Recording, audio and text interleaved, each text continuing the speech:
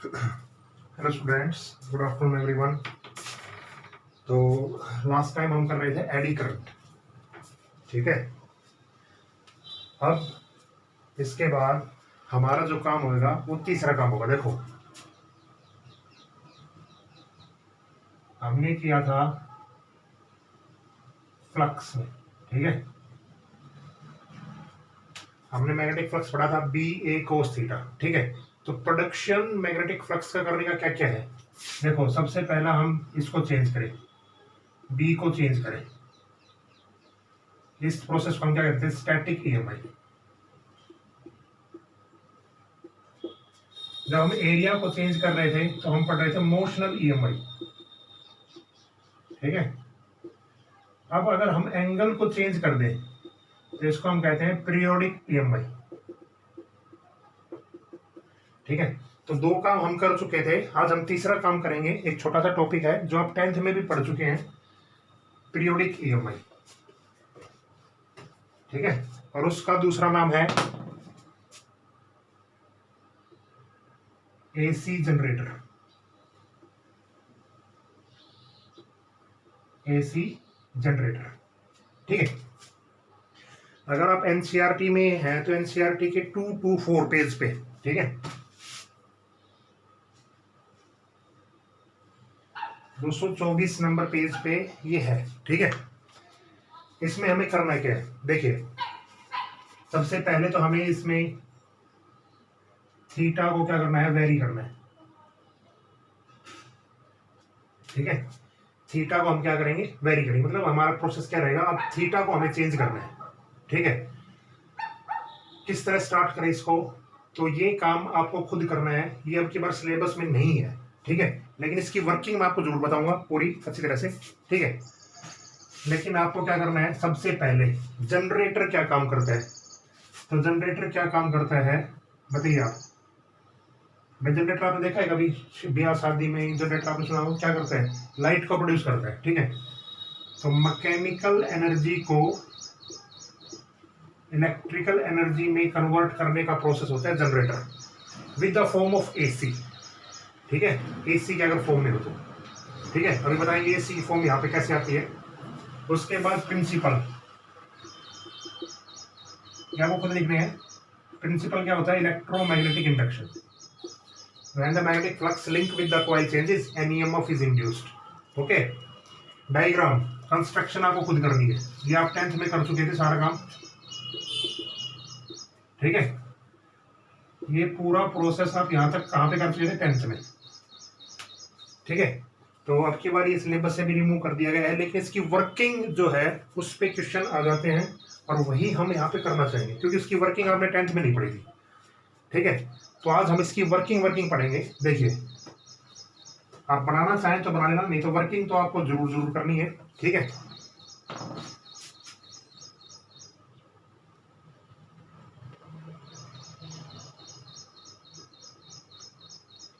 Mathematical working, देखिए generator में क्या होता है, कॉइल होती है इस तरह की, इस तरह की, ठीक है। ये मैग्नेटिक फील्ड होता है बी, ठीक है। ये इसका एरिया होता है ए, बाहर की तरफ, ठीक है। जब ये घूमेगा, ठीक है, तो कभी ये एंगल इस तरह बनाएगा, कभी ये एंगल इस तरह बनाएगा। मतलब थीटा जो है ना, वो कोस जीरो नहीं रहेगा इसमें कभी भी, ठीक है। जब हम इस कॉइल को ऐसे घुमाएंगे, ठीक है, तो हर बार area component magnetic field component के साथ एंगल का वेरी करेगा, ठीक है। तो इसमें थीटा हमेशा क्या रहेगा, चेंज रहेगा, ओके। अब देखिए थीटा कब कब चेंज होगा। देखो, by the definition of magnetic flux,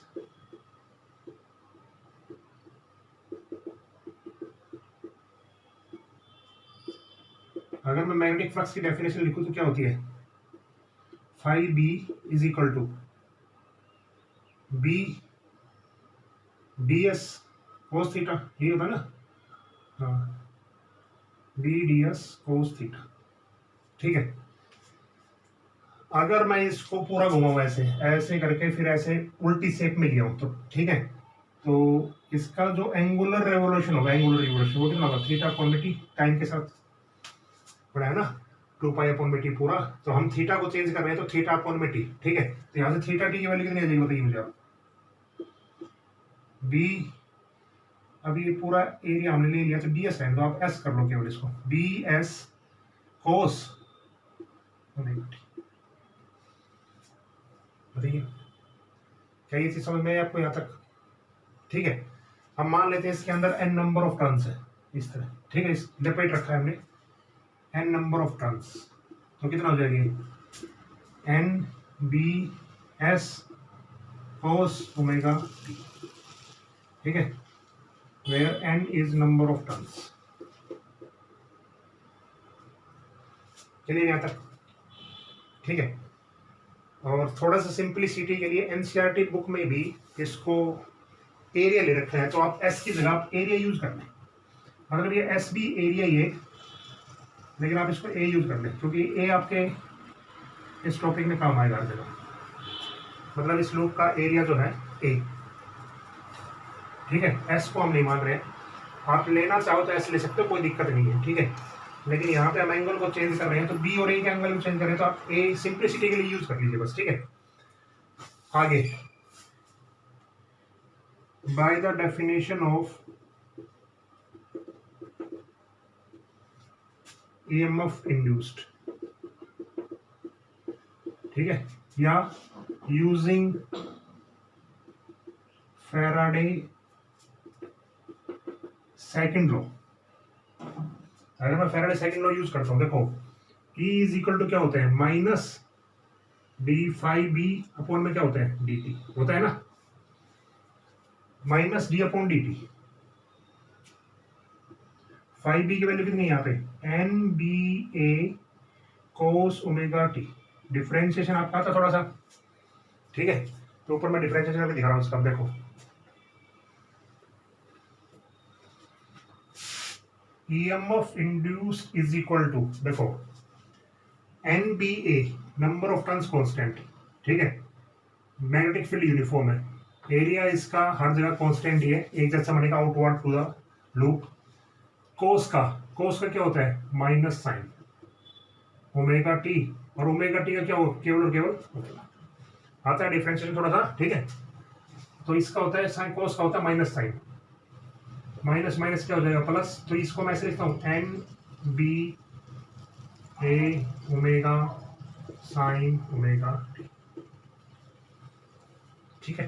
बताइए इतना काम आ गया ना समझ में आपको? तो ये इसकी इक्वेशन होती है जो इसके अंदर ईएमएफ इंड्यूस्ड होगा, ठीक है। मैक्सिमम जो ईएमएफ इंड्यूस्ड होगा, मैक्सिमम ईएमएफ इंड्यूस्ड, देखिए इसको मैं लिख रहा हूं ई नोट से। एक चीज आप देखिए, maximum EMF induced, maximum EMF कब होगा, जब एंगल कितना डिग्री हो। भाई साइन का कंपोनेंट सबसे मैक्सिमम कब होता है, साइन 90 पे, साइन 0 0, साइन 90 1 होता है, ठीक है। इसका मतलब ओमेगा टी अगर 90 डिग्री है तो ये क्या होगा मैक्सिमम, और इसकी वैल्यू कितनी आ जाएगी, NAB। This is maximum induced EMF. तो इस इक्वेशन को ऊपर वाली इक्वेशन में ऐसे लिखता हूं, E is equal to E naught sine omega t, या I is equal to I naught sine omega t, ये भी हो जाएगा, कोई दिक्कत नहीं है। कैसे बताता हूँ, दो इक्वेशन आ गई ना अपने पास, ये इक्वेशन होती है, दिस इक्वेशन इज AC, किसकी इक्वेशन होती है ये, AC की, ठीक है। देखो I इज इक्वल टू क्या होता है, E अपॉन में R, और आई नोट इज इक्वल टू क्या होगा, E नोट अपॉन में R, तो R से R फिर भी कैंसिल हो जाएगा, तो ये इक्वेशन आएगी। This is current induced, this is EMF induced, clear ये चीज है, ठीक है। ज़्यादा समझ में आ गया ना मैथमेटिकल वर्किंग, ये आ सकती है पेपर में, ध्यान रखना, ठीक है। आएगी तो सिर्फ ये आएगी, ध्यान रखना बस, और काम आप 10th में कर चुके थे, ठीक है। अब इसका ग्राफ,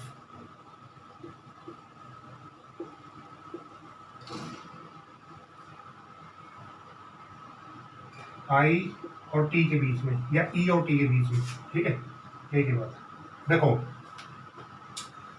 अगर यहाँ पे आप 0 रखते हैं, ठीक है, तो इसकी वैल्यू भी 0, T भी 0, ठीक है। उसके बाद कुछ पीक के बाद ये वैल्यू आई नोट, मानते हैं ये 90 डिग्री एंगल है, ठीक है।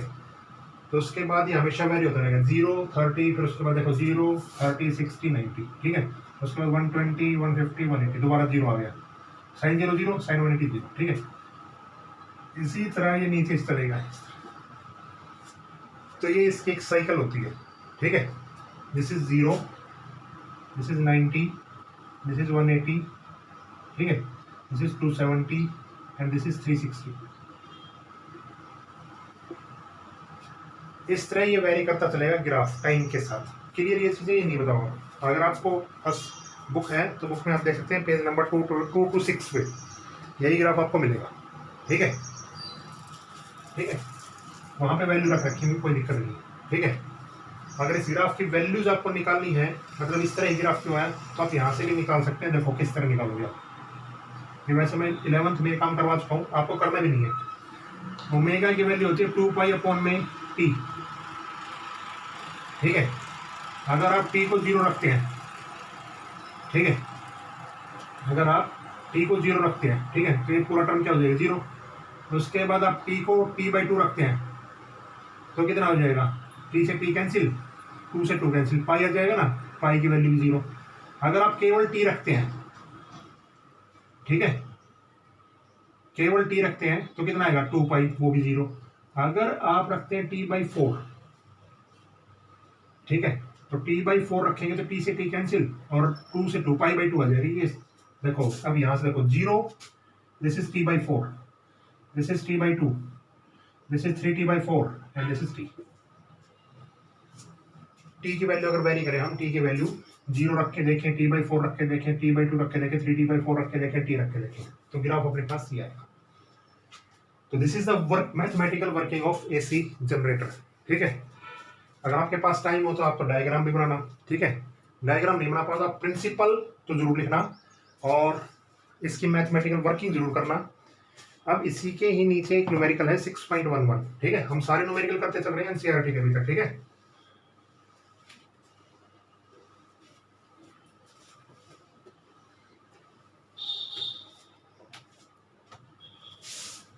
सोल्ड में करवा रहा हूँ, अनसोल्ड तो आपको ट्राई करना ही है। अनसोल्ड में बहुत अच्छे अच्छे न्यूमेरिकल है, लेकिन जब लास्ट लेक्चर होगा तो बताएंगे आपको कौन कौन से आपको करने जरूरी है। तो 6.11 जो क्वेश्चन है वो देखिए क्या है। ये कह रहा है कमला पैडल्स ए स्टेशनरी बाईसाइकिल। कमला एक स्टेशनरी मतलब एक स्टैंड लगा के उस पर नहीं चलते ऐसे खुद ही, जैसे घर पे आपने रख ली और उस पर अपने पैडल घुमाते रहते हैं, बैठ के रहते हैं, ठीक है, वही चल। तो कमला एक स्टेशनरी बाईसाइकिल पे पैडल्स चला रही है, ठीक है, और जिसकी टर्न्स हैं 100। क्वेश्चन अगर आपके पास बुक है तो आपको बहुत अच्छा है आपके पास, ठीक है, और जिसका एरिया है 0.10 मीटर स्क्वायर, ठीक है। The coil rotates at half A revolution पर सेकेंड। जो कॉइल रोटेट कर रही है उसका रिवॉल्यूशन है हाफ सेकेंड, ठीक है। हाफ रिवॉल्यूशन पर सेकेंड का मतलब फ्रीक्वेंसी आधी चलाइए।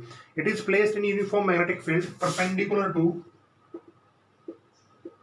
इतना दे रखा है, perpendicular to the axis of rotation. What is the maximum voltage, E naught आपको निकालना है, ई नोट मैक्सिमम वोल्टेज का मतलब ई नोट, ठीक है। मैक्सिमम ईएमएफ इंड्यूस्ड, क्या फॉर्मूला था अभी, N A B omega, omega नहीं दे रखा, आप इसको चेंज कर लीजिए, एन ए बी ओमेगा को क्या लिखता हूँ 2π न्यू,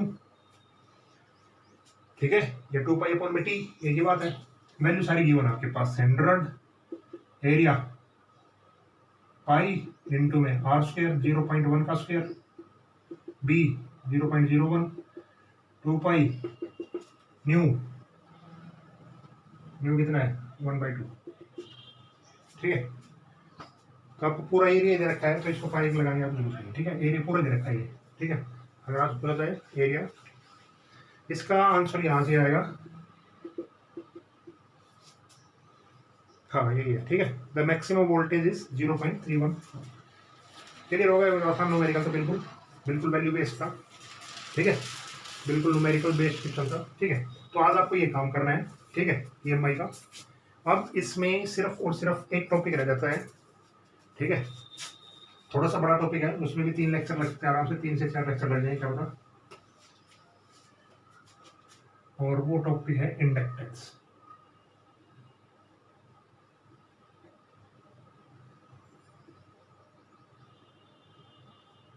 ठीक है, उस टॉपिक को हम करेंगे नेक्स्ट वीडियो में। तब तक अब तक हमारा क्या काम हो गया है, ईएमएफ पूरा कंप्लीट हो चुका है, ईएमआई। ठीक है, अब एक नया टॉपिक चलेगा इंडक्टेंस, लेकिन बेस्ड इसी पे ही है। ठीक है, इसमें सब कुछ चीजें इसी पे बेस्ड है, इंडक्टेंस। अब नेक्स्ट पार्ट हम करेंगे, तो इसमें दो तरह के इंडक्शन हम पढ़ेंगे। ठीक है, एक पढ़ेंगे सेल्फ और एक पढ़ेंगे म्यूचुअल। ठीक है, ये बताएंगे आपको नेक्स्ट वीडियो के दौरान। ठीक है, ओके। तो आज का काम इतना समझ में आ गया होगा, आराम से करना, थोड़ा सा ही काम था। ठीक है, एनसीईआरटी क्वेश्चन आप जरूर करना कॉपी में साथ साथ। ठीक है, 6.11 ये इसमें। अब इसमें 6.10 और 6.9 ये दो न्यूमेरिकल दो क्वेश्चन रह चुके हैं, और सारे अपन ने कर लिए हैं धीरे धीरे करके। और ये दोनों जो न्यूमेरिकल हैं वो इंडक्टेंस के हैं, वो थ्योरेटिकल पार्ट के ही हैं वैसे, वो आपको अगली दो तीन वीडियो में करवा दी जाएंगे, कोई दिक्कत नहीं है। ठीक है।